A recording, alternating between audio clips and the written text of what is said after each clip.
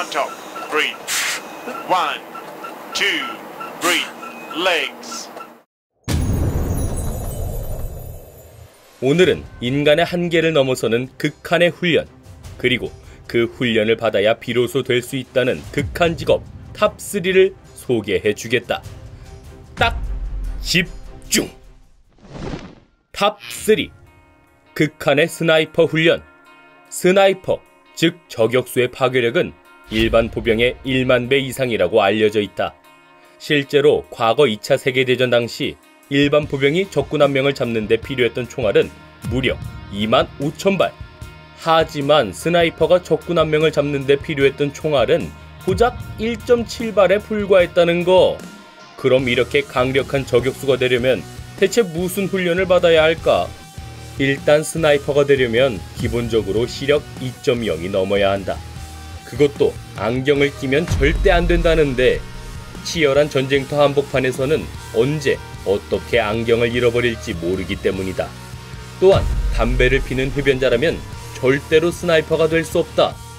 흡연자가 내뿜는 담배 연기는 적의 표적이 되기 쉽고, 임무 수행 중 갑자기 담배가 땡기면 집중력이 흐트러질 수밖에 없기 때문이다. 게다가 저격수 같은 경우 총을 잘 쏘는 건 기본 중에 기본. 거기다 탄도학, 물리학, 마지막으로 수학까지 굉장히 복잡한 지식들이 전부 머릿속에 들어있어야만 한다. 실제로 과거 미군 스나이퍼로 활약했던 니콜라스 어빙에 따르면 저격수들이 저격을 할 때 지구의 중력과 자전 속도까지 계산해야 할 때가 있었다고. 하지만 이런 것보다 더욱 중요한 극한의 능력이 있다면 바로 인내력, 그리고 정신력이다. 게임이나 영화 속 스나이퍼들은 아주 신나서 뛰어다니는 게 기본이지만 현실 속 저격수들의 세계는 180도 다르다. 진짜 스나이퍼는 상대방을 저격하기 위해 하루 24시간을 꼼짝없이 엎드려 있거나 몇 박 며칠 동안 똑같은 자세를 하고 가만히 밤을 꼴딱 새는 경우도 많기 때문이다. 이렇게 죽은 듯이 가만히 있다 보면 생리 현상을 바지에 해결하는 경우도 많다는데, 이런 짓까지 견뎌내려면 확실히 강인한 정신력은 필수일 것 같다. 실제로 미국의 저격수 학교인 스나이퍼 스쿨에서는 고작 5m밖에 안 되는 거리를 1시간에 걸쳐 이동하는 극한 훈련을 받고, 성공적인 저격을 위해서 심장박동수 조절하는 훈련까지 받는단다. 그 어떤 상황에서도 침착함을 유지하기 위해 모든 훈련은 최악의 극한 상황을 가정한 채 진행되고 말이다. 미군 역사상 가장 위대한 저격수로 불리는 실존인물 카를로스 헤스콥. 그는 과거 베트남 전쟁 당시에 무려 3일 동안 먹지도 자지도 마시지도 않고 몰래 적군의 땅으로 진입하는 데 성공했다. 그리곤 총알 한 방을 이용해 적 장군의 가슴팍을 저격! 헤스콥의 이 전설적인 저격으로 미군은 손쉽게 승리를 거머쥘 수 있었다고. 이 일화는 총알 하나만 있으면 전쟁의 승패를 바꿀 수 있는 스나이퍼들의 위험을 아주 제대로 보여주는데, 목숨을 건 저격수들의 혹독한 훈련은 바로 이 총알 하나를 완벽하게 쏘기 위해서인 것 같다. 탑2. 극한의 스파이 훈련. 스파이란 다른 국가나 조직에 몰래 숨어들어 정보를 캐내는 그런 비밀스러운 직업을 말한다. 영화나 만화 속에서 굉장히 자주 등장하기 때문에 꽤나 친숙하게 느껴지는 사람도 있을 텐데, 사실 알고 보면 스파이 역시 아주 혹독한 훈련을 받는다는 사실.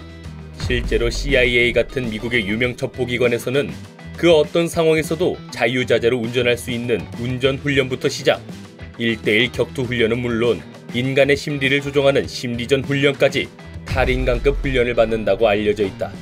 또 스파이 후보들이 받는 중요한 훈련 중에는 고통을 참는 훈련도 있다는데, 실제로 스파이가 정체를 들키면 끔찍한 고통에 시달리는 경우가 많아 이렇게 극한 상황을 대비한 훈련은 필수 중에 필수가 될 수밖에 없다고. 하지만 이것보다 더더욱 스파이다운 훈련이 있다면 바로 특수장비를 사용하는 훈련이다. 실제로 과거 소련과 미국이 치열하게 싸우던 옛날 옛적 냉전 시기, 스파이들은 상대방의 비밀을 캐내기 위해서 목숨을 걸고 잠입하곤 했는데, 그들은 순식간에 다른 사람으로 변장할 수 있는 정교한 생체 마스크, 순식간에 옷을 갈아입을 수 있는 신박한 변장 도구 등 놀라운 특수장비를 자유자재로 사용했다고 한다.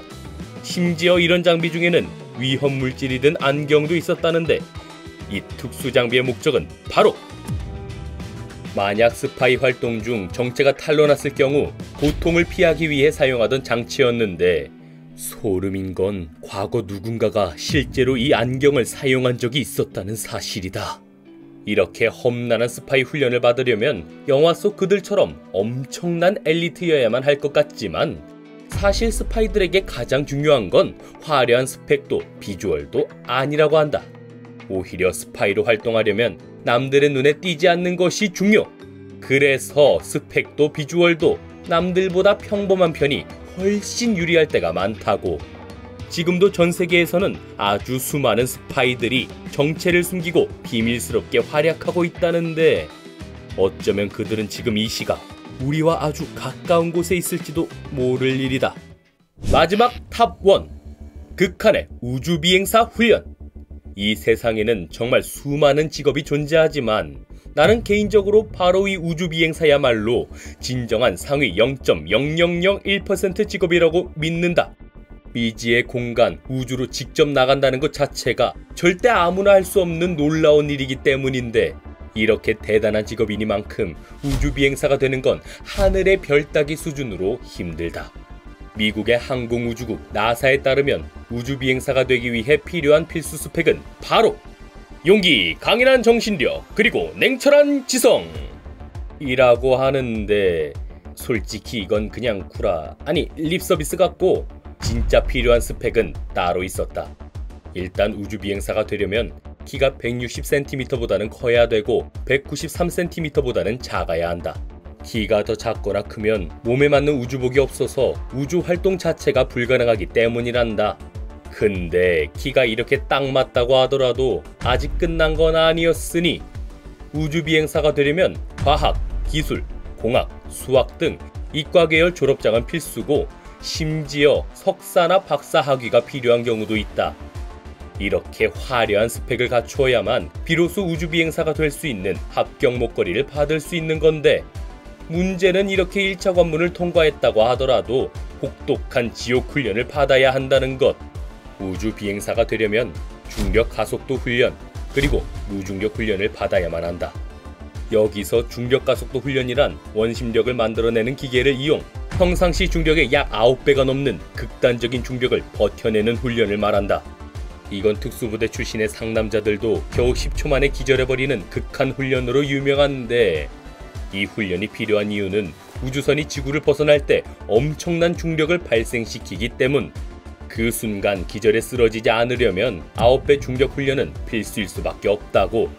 중력 가속도 훈련이 끝나면 그 다음은 무중력 훈련이다. 24시간 무중력 상태인 우주에 적응하려면 지구에서부터 미리미리 예습을 하는 게 필수. 그래서 우주비행사들은 무중력 상태에서 우주복을 입는 등의 훈련을 하는데 영상으로 보면 뭔가 재미있어 보이지만 문제는 이때 신체 내부 내장까지 무중력이 되어버리면서 끔찍한 멀미 증상에 시달릴 수 있다는 점이다. 우주비행사가 되려면 이렇게 혹독한 훈련은 필수고 또 엄청난 스펙까지 있어야 하지만 놀랍게도 1년에 지원서 18,000건이 쏟아질 정도로 치열한 경쟁력을 자랑한다고. 하긴 지구에서 이미 최상위 스펙을 쌓은 사람이라면 무조건 우주에 한번 나가보고 싶어 할 것 같다. 보통 사람이라면 단 1초도 못 견딜 극한 훈련. 이 어마어마한 훈련을 견뎌내려면 그 직업을 향한 열정이 없다면 불가능할 것 같다. 마치 눈이 오나 비가 오나 하루도 빼먹지 않고 죽어라 영상을 만들고 있는 나 산타의 열정처럼 말이다.